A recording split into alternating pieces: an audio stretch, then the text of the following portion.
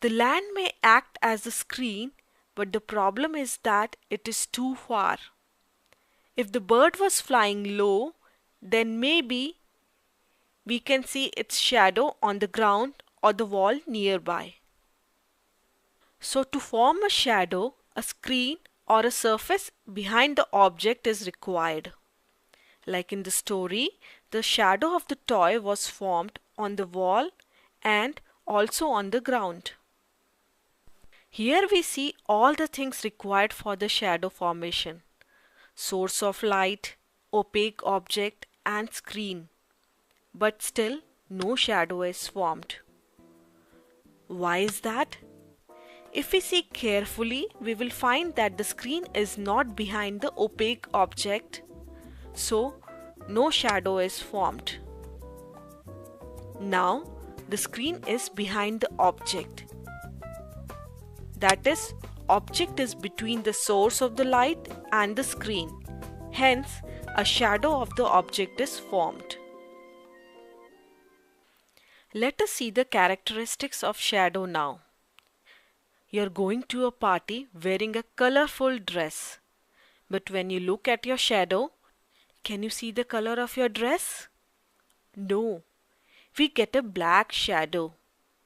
Shadows are always black, regardless of the color of the object used to make the shadow. As we saw in the story, the toy used by Sona was red in color, but its shadow was black in color. If you see just the shadow of the boy, can you tell whether he is wearing a tie or not? No, because shadow only shows the shape or the outline of the object and not the details. Just like in the story, the thieves saw the huge black shadow of the toy monster and seeing its outline thought it was a ghost. You know, the shape of the shadow also changes with the change in the position of the opaque body. Here, the shadow changed when the body bended down a little.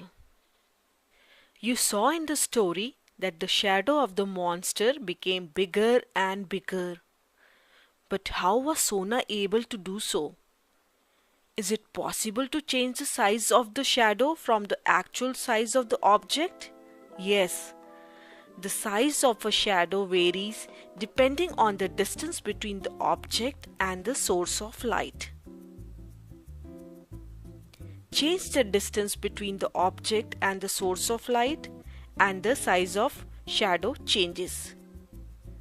You can also change the distance between the object and the screen to change the size of the shadow. Shadow is small when opaque object is close to the screen and large when opaque object is close to the source of the light.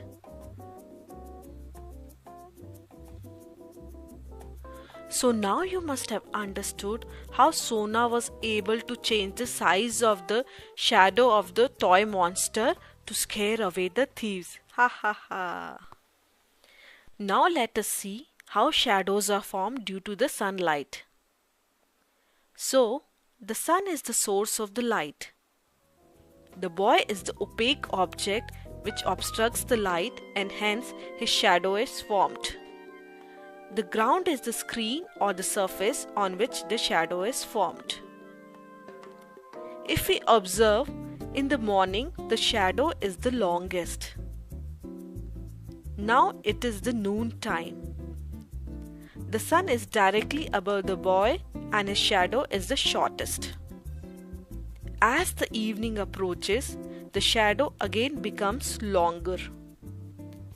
So we see the size of the shadow keeps on changing with the position of the sun. To summarize, now you all very well know how shadows are formed. A source of light is required, an opaque object is required, and a screen or surface behind the object is required. Shadows are always black, regardless of the color of the object used to make the shadow.